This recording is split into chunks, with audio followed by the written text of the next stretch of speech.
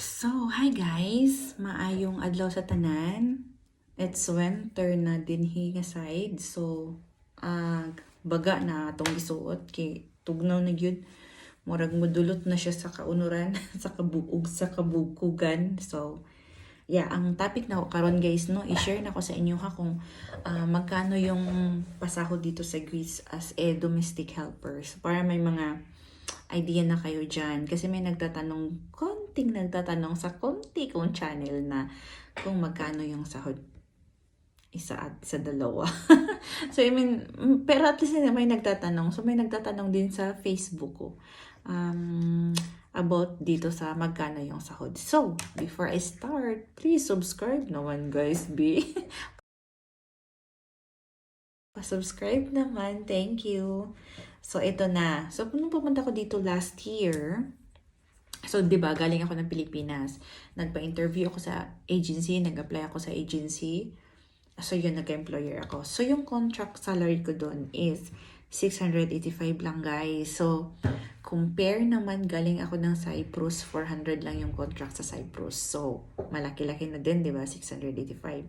So, 41K yun. Like, 8 times lang natin siya ng 60.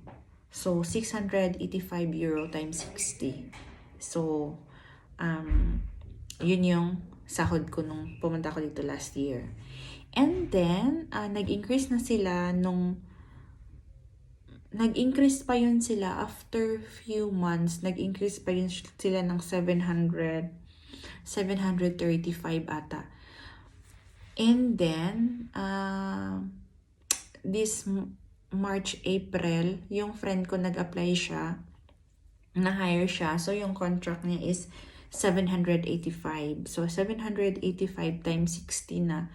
So, 47K na yung sahod niya. So, hindi ko alam ngayon kung may increase ulit kasi December na, 'di ba?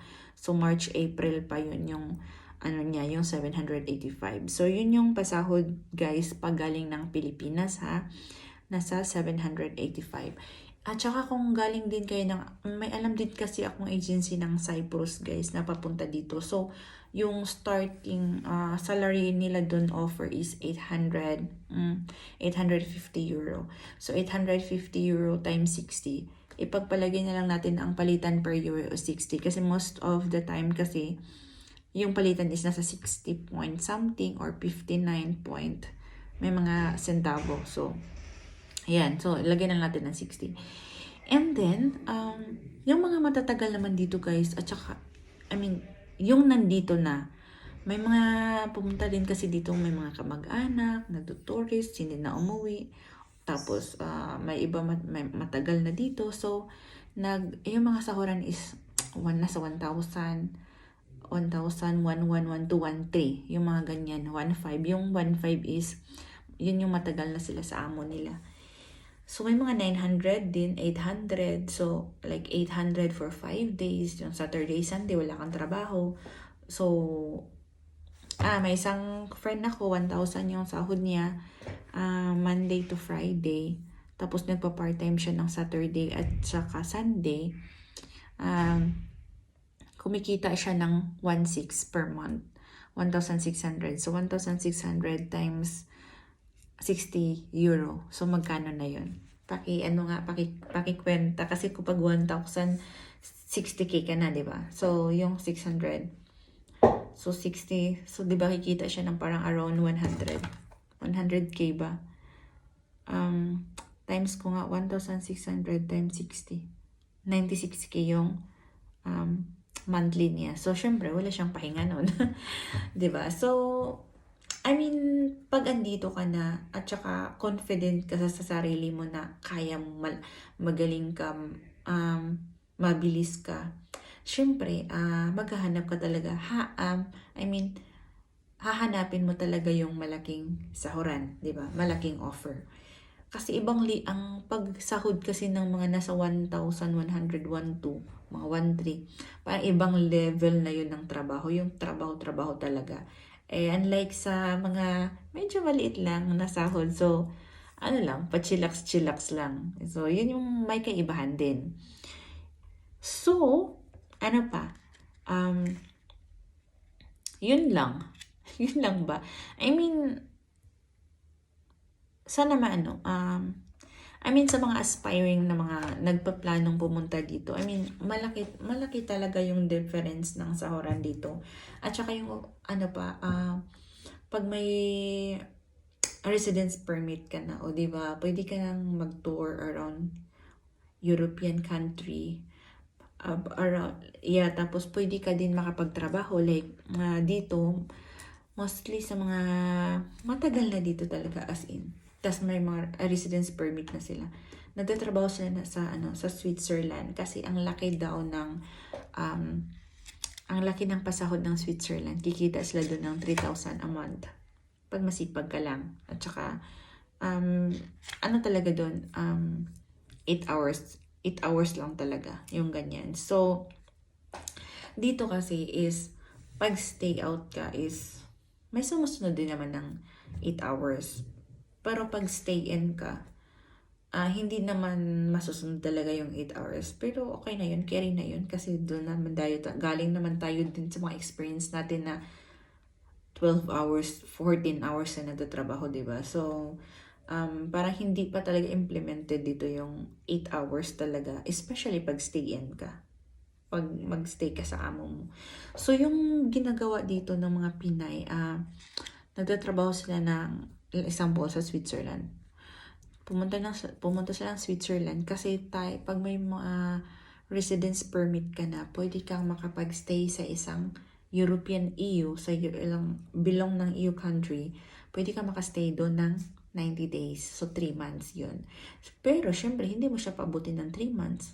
Like, pag next week is mag-3 months ka na doon, iuwi mo siya dito ng kahit 1 day lang. Magstay ka dito ng 1 day or 2 days, tapos balik ka naman doon. So, yun yung ginagawa ng mga Pilipina dito sa Greece. And then, kagandahan lang is, yan na nga, if malaki yung kikitain mo dito, makapag-travel ka pa. Kung gusto mo mag-travel, gusto mo pumunta ng Vatican, Rome, Italy, Paris, France, hindi mo na kailangan ng visa kasi may residence permit ID ka na. So, yun na yung ipapakita mo sa airport. So, yun yung hinintay ko na na-approve na, guys. So, hinihintay lang namin yung releasing nun. Pero, nag-inform na na-approve na yung application ko. So, yun. At saka, yung mga kababayan din natin na nagtatrabaho na yung permit nila, residence permit nila is dito, pero nagtatrabaho sila ng other countries, Switzerland, Spain, or whatsoever. Iuwi yan nila dito para mag-renew. Like, let's say, mag-expire na yung residence permit nila. Uuwi yan sila dito para mag-renew. Tapos pag maging okay naman, o okay na yung papel nila, babalik na naman ulit sila doon. So, yun yung kalakaran dito.